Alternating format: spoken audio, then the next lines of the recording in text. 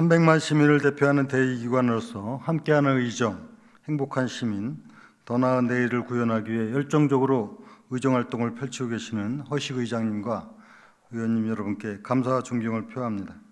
그러면 지금부터 이선옥 의원님을 비롯한 네 분 의원님께서 질문하신 일괄 질문에 대해서 순서대로 답변드리겠습니다.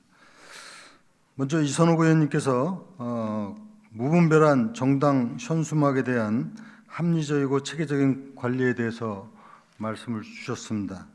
존경하는 이선옥 의원님께서 문제를 제기하신 이 정당 현수막 폐해에 대해서는 시장으로서 또 시민의 한 사람으로서 공감하면서 잘못된 현수막 문화를 지적해 주신 데 대해서 감사의 말씀도 드립니다.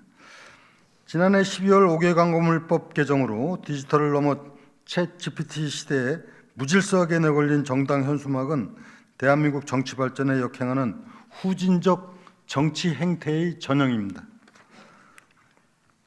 그래서 저는 기본적으로 국회에서 만든 이 법 규정이 법의 기본 정신 취지에 반한다고 생각합니다. 사전선거운동을 금지한 공직선거법은 물론 5개 광고물법 제정 취지에 반하고 정치 초년생 등에게는 높은 진입장벽을 세워 불공정한 경쟁을 막고 있는, 공정한 경쟁을 막고 있는 불공정한 그런 현실입니다. 둘째, 정치인만의 무차별적인 특권입니다. 정치인만 언제든 원하는 장소에 무상으로 개수 제한 없이 게시하는 것은 이용료를 내고 지정 게시들을 이용하는 국민과는 다른 터무니없는 특권입니다. 더욱이 정당법에 없는 당협위원장이나 지역위원장 명의로 현수막을 거는 것은 국민 정서에 반하는 그들만의 특권 의식입니다. 세 번째, 무분별한 과잉 정치로 시민들에게 정치 혐오를 부추기고 있습니다. 시민의 알 권리 차원에서라기보다는 과격한 비방이나 상대를 깎아내려 정치 혐오를 가중시키고 있습니다. 또한 국민이 부담하는 국고 보조금과 정치 후원금을 개인 홍보로 사용하는 부당한 지출이자 세금 낭비입니다. 넷째로 시민의 생활 환경과 안전을 저해하고 있습니다. 도시 미관을 해칠 뿐만 아니라 소상공인 간판을 가져 영업을 방해하고 운전자는 물론 보행자의 시야를 해치는 등 시민 안전을 위협하고 있습니다. 우리 시에서도 현수막 끈에 목이 걸려 넘어지는 사고가 발생하는 등 안전사고가 있었습니다. 또한 환경 정의에도 역행합니다. 현수막 한 장을 만드는데 온실가스가 2.37kg 배출될 뿐만 아니라 매립하면 토양오염, 소각하면 다이옥신 등으로 대기오염을 일으킵니다. 전체적으로 말씀드리면 세계 6번째 강력한 국가라고 하는 대한민국, 세계 10위권대 경제 대국이라고 하는 나라로서 부끄러운 정치 모습을 보여주고 있어 이는 반드시 개선해야 될 점이라고 생각합니다. 이에 따라서 우리 인천시에서부터 더 이상 정치 공해로 국민을 짜증내게 하지 않도록 시가 나서도록 할 계획을 갖고 추진해 나가겠습니다. 궁극적으로는 이 잘못된 법이 폐지되도록 지금 중앙정치권과 또 정부와 협의하고 있습니다. 그래서 시민의 안전을 지키고 깨끗한 도시로 거듭나도록 해야 되겠습니다. 우리 시 차원에서도 시민의 안전을 사수하고 깨끗한 도시를 만들기 위해 지정 게시대 이용 등 빠른 시일 내에 조례 개정을 통해서 근본적인 현수막의 잘못된 행태를 바로잡고 정비해 나가겠습니다. 앞으로 이선옥 의원님과 또 여러 시의원님들께서도 적극적으로 함께해 주시면 감사하겠습니다.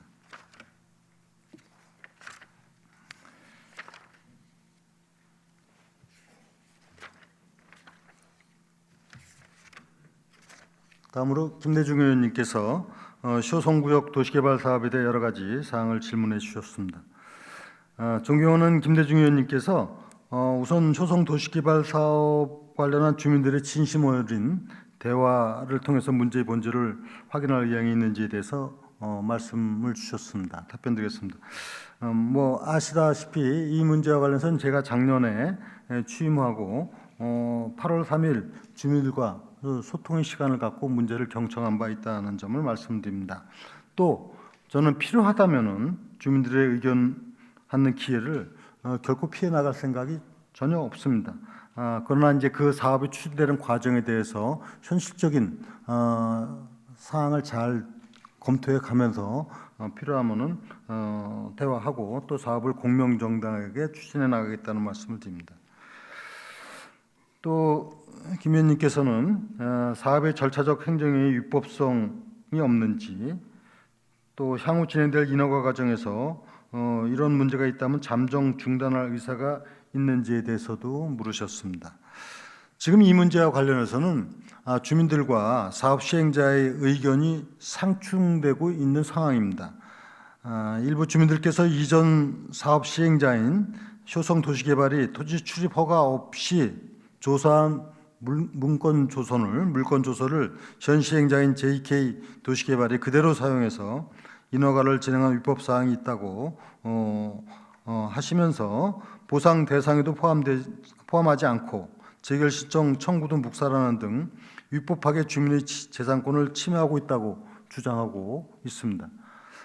반면에 시행자는 물건 조사를 위해 관할구청에 2019년 5월과 7월 그리고 2020년 2월에 토지 출입 허가를 득한 후에 적법하게 조사를 진행하여 작성하였다. 그리고 소유권에 대한 소송 결과를 근거로 사업 시행 전 취득한 토지 및 지작물을 무단 점유한 자는 토지 보상법에 따른 보상 대상이 아니라고 판단하여 재결 신청 청구 또한 없다고 이제 주장하고 있습니다. 이렇게 주민들하고 시행자의 주장이 대립하고 있기 때문에 시에서는 이 부분에 대해서 면밀히 검토함과 동시에 또 주민들이 인천시와 시행자를 상대로 제기한 수용 재결 절차에 대해서도 이 소송이 진행 중에 있기 때문에 그 결과를 주시하지 않을 수 없는 입장입니다. 이미 1심 선고에서 인천시가 승소를 했고 2심 선고가 아마 5월 중에 있을 것으로 그렇게 전망을 하고 있습니다. 따라서 시에서는 소송 결과에 따라서 추가적인 행정 처분이 필요한지 검토하고 처리하는 것이 타당하지 않은가 생각합니다. 따라서 향후 진행 예정인 인허가를 보류하는 등의 처분 역시 이런 문제를 종합적으로 판단해 가면서 혹시 상황 변화가 있는지에 대해서는 면밀히 검토해 나가도록 하겠습니다. 다음으로 김 의원님께서 효성구역 도시개발 사업의 행정 처리에 대한 면밀한 검토를 할 의향이 있는지에 대해서 물으셨는데요. 앞서 답변 드린 바와 같이 주민들과 시행자 간에 대립해 있는 문제이기 때문에 또 인천시도 이 수용 재결 절차에 대한 소송 당사자이고 그래서 이 결과를 면밀히 살펴보면서 필요한 조치를 하도록 하겠습니다. 다만 소송 문제와 별도로 지금 이제 의회에서도 조사 특위가 구성돼서 진행을 하고 있는데 별도의 상황이 확인되는 바가 있다면은 이에 따른 시로서는 적절한 조치가 필요하다는 부분에 대해서는 동의를 합니다. 다음으로 거짓된 자료를 통해 인허가를 진행했다는 것이 밝혀지면 인허가를 취소할 의향이 있는지에 대해서도 물으셨습니다. 승인한 인허가 대한 취소 처분이 취소사에 해당하는 위법 사항이 객관적이고 확정적으로 입증이 된다면 당연히 이에 상응하는 조치는 해야 한다고 봅니다. 따라서 관련 규정에 따라서 이 부분은 적이 처리될 수 있도록 하겠습니다. 다음으로 인수위 당시 성명과 달리 국장정결로 실시 계획을 인가 처리한 사항에 대해서도 물으셨습니다. 답변 드리겠습니다. 2022년 7월 개발계획 및 실시계획 변경이 인가 승인되었습니다. 주민들께서 형식적인 보상예비의 운영 등 충실한 보상예비의 미이행, 정확한 조사 없이 다수를 미상으로 재결하였다고 제기한 사항은 중토의 재결 결과 행정소송을 통해서 절차상 중토의 재결 때도 행정소송에서도 절차상 하자가 없는 것으로 확인이 되었습니다. 재결 신청 청구 미이행은 양쪽 주장이 대립되는 상황이었고 개발계획 변경과 관련하여 주민들께서 인수위의 특혜 의혹 제기와 함께 감사원에 공익감사도 청구하였습니다만 감사원 조사 결과 청구가 기각되었습니다.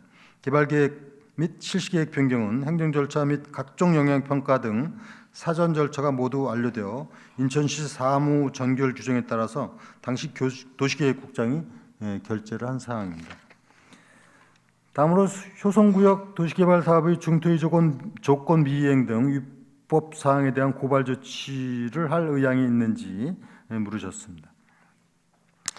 인천시와 시행자를 상대로 한 소송이 진행 중에 있기 때문에 당사자인 인천시에서는 그 결과에 따라서 고발 여부는 판단할 수 있을 것입니다. 다음으로 효성 도시개발 사업에 대한 수용 재개를 처리한 공무원에 대한 책임에 대해서도 물으셨습니다. 답변 드리겠습니다.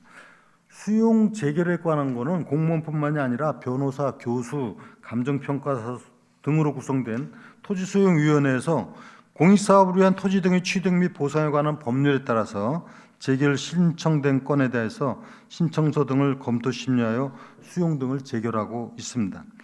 의원님께서 우려하시는 주민들의 이익 침해나 민원에 대해서는 토지수용위원회에서도 관련 법령에 따라 검토와 심리를 해온 것으로 알고 있습니다. 현재 수용 재결에 대해서 소송이 진행 중에 있고 말씀드린 대로 1심은 우리 시에서 승소를 했고 적법하게 수용 재결되었다고 이렇게 판단이 되었고 향후 법원의 최종 판결 결과에 따라서 처리 방향을 정하도록 하겠습니다. 다음으로 절차적 하자에 대한 감사 결과 전까지 모든 인허가를 보류하는 것에 대해서 답변드리겠습니다. 위법사항의 객관적이고 확정적인 입증 전에 추가적인 인허가를 보류하는 등의 처분은 행정의 신뢰와 안정성 차원에서 아주 잘 검토하지 않으면 안 되는 사항입니다. 따라서 앞으로 진행 중인 소송의 결과 등에 비추어서 필요시에 감사를 통해서 살펴보고 또 여기에 적합한 행정조치가 필요하다면 그에 상응하는 적의 조치를 하도록 하겠습니다. 김 의원님께서 지금 효성구역 도시개발 사업과에서 여러 가지 말씀을 주셨는데 결론적으로 말씀드리면은 지금 진행되고 있는 사법적인 문제를 주시하면서 또 의회에서 조사특위에서 되고 있는 여러 가지 사항을 종합적으로 감안해서 조금 더 의혹과 또 여기에 불편부당함이 없이 제대로 사업이 추진될 수 있도록 최선을 다하겠다는 말씀을 드립니다. 다음으로 존경하는 김종배 의원님께서 질의하신 인천 도시철도 4호선 설치 필요성에 대해서 말씀드리겠습니다. 먼저 인천의 발전을 위한 의원님의 고민과 연구 제안에 대해서 감사드립니다. 의원님께서 제안하신 노선은 연안부두를 출발해서 인하대역, 법원사거리, 신기시장, 종합터미널을 거쳐 소래포구까지 연결하는 노선으로 인천 법원과 인하대 등을 오가는 시민의 교통 편익을 높이고 옹진섬과 소래포구까지도 연계한 관광 활성화에도 매우 큰 도움이 되는 사업으로 생각을 합니다. 다음으로 인천 도시철도 내선 4호선 신설 검토와 신속한 추진을 위한 TF팀 구성의 필요성에 대해서 질문하셨습니다. 답변드리겠습니다. 도시철도를 건설하기 위해서는 도시철도법에 따라 도시철도망 구축 계획에 반영이 되어야 합니다. 따라서 제안해 주신 인천 내선 4호선은 4월에 시작하는 제2차 인천 도시철도망 구축 계획 수립 과정에 전문기관을 통해 타당성을 면밀히 검토해 나가도록 하겠습니다. 그리고 전문가 자문, 관계 지자체와의 협의, 공청회 및 시의회 의견 청취를 거쳐서 계획안을 마련할 예정이고 필요할 경우에는 TF팀 구성도 적극 검토하도록 하겠습니다. 다음으로 김 의원님께서 인천 도시철도 외곽 순환 3호선과 내선 4호선의 연구 용역 동시 시행과 기획재정부 예비 타당성 조사 신청 필요성에 대해서 답변드리겠습니다. 인천 도시철도 순환 3호선은 이미 아시다시피 여러 차례 언급해왔고 가장 필요한 우리 시의 자체 순환망 철도라는 인식을 갖고 또 재물포레 사업과의 연계 또 우리 시의 전체적인 균형 발전 차원에서 꼭 필요한 사업이다 하는 점은 여러 차례 말씀을 드려왔습니다. 이번 제2차 도시철도망 구축계획 수립 용역에서 의원님께서 제안하신 내산 4호선과 함께 순환 3호선에 대해서도 경제성 확보 방안을 강구토록 하겠습니다. 아까 말씀하신 경제성 문제는 이것을 하는 방식에 따라서 이 BCB를 높이는 방안을 지금 찾아 나가고 있다는 점을 말씀드리고 그래서 구간별로 나눠서 하는 부분을 지금 검토하고 있습니다. 도시철도 사업은 막대한 재원이 투자되는 만큼 도시철도망 구축 계획에서 정한 노선별 투자 우선순위에 따라서 순차적으로 추진해 나가는 것을 원칙으로 하고 있다는 말씀을 드리겠습니다. 다음으로 우리 정종혁 의원님께서 질의하신 서구에서 구성된 입지선정위원회에서 결정되고 추진되고 있는 그 자원순환센터와 관련해서 질문하셨습니다. 존경하는 정 의원님께서 우리 시에서 2026년 생활 폐기물 직매립 금지라는 정부의 대원칙하에서 4대 권역을 나누어서 자원순환센터 건립을 추진 중에 있는 것은 이미 말씀하신 바와 같습니다. 의원님께서 질문하신 청라자원환경센터 이전과 관련해서는 2021년에 인천시하고 서구가 맺은 협약에 따라서 추진되고 있는 사항인데요. 지금 북부권역 자원순환센터 건립 계획이 바로 이 핵심 내용 아닙니까? 시에서는 북부권역 자원순환센터 건립에 행정적 지원을 하고 있는데 원칙적으로 이것은 서구에서 이 사업의 중심이 되어서 이 사업을 추진해 나가는 부분을 아실 겁니다. 그래서 서구에서는 지난 2021년 11월과 2022년 4월에 두 차례에 걸쳐서 입지 선정 계획 결정 공모를 하였는데 신청 지역이 없었습니다.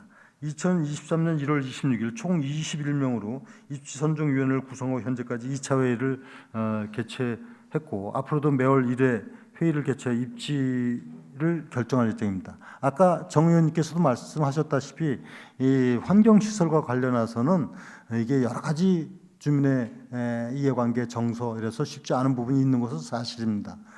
그럼에도 불구하고 우리가 가야 될 길이기 때문에 이 문제에 대해서 시에서는 의지를 갖고 각 권역별로 책임 있게 추진해 나가도록 지금 협의를 해 나가고 있고 며칠 전에 있었던 군수구청장 정책회의 시에도 이 군구의 애로사항은 충분히 이해하지만은 우리는 이 부분에 대해서 지역적 이기주의로 것이 오해되지 않도록 같이 극복해 나가자. 다만 어떻게 지역 주민들을 이해시켜 나가기 위한 노력과 함께 거기에 상응하는 인센티브를 주고 오히려 다른 나라의 경우를 보면은 굉장히 혐오 시설이 아니라 오히려 선호 시설을 되는 경우까지도 예시를 지금 저희가 전부 찾고 있습니다.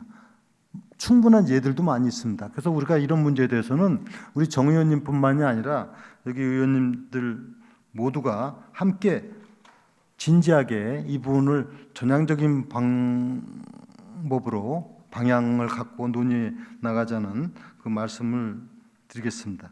그래서 북부권역 자원순환센터 건립이 좋은 방향으로 추진될 수 있도록 노력해 나가겠다는 말씀을 드립니다. 다음으로 정 의원님께서 서구 입지 선정위원회에서 기한 내 부지 선정이 안 될 경우 대안 여부에 대해서 말씀을 하셨습니다. 사실은 이런 어려운 문제에 대해서는 가장 중요한 게 문제를 풀어가는데 초점을 맞춰야 될 것입니다.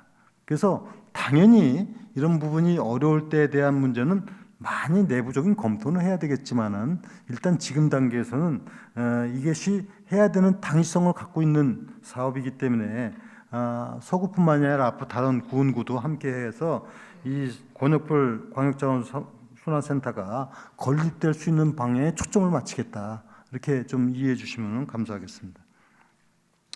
그리고 이제 정 의원님께서 인센티브 제공 등 부지 선정 유인 방안과 후보지 주민의 반발을 해결할 대책에 대해서 말씀을 하셨는데 이미 제가 말씀드렸다시피 이제 문제를 보는 시각을 조금 더 달리 해야 되지 않겠는가 하는 생각이 듭니다. 제가 최근에 그 여러 가지 사례를 지금 보고선 이런 부분을 주민들하고 잘 이해를 관계 있는 주민들에게 좀 설득도 하고 같이 정확하게 이해하도록 해야 되겠다 하는 말씀을 지금 드리고 싶습니다. 그래서 좋은 시설에 대해서 우리 주민들 같이 견학제도 하고 충분히 토론회도 하고 또 그에 따른 인센티브도 당연히 드리고 이렇게 하면서 이 문제를 풀어가도록 하겠습니다.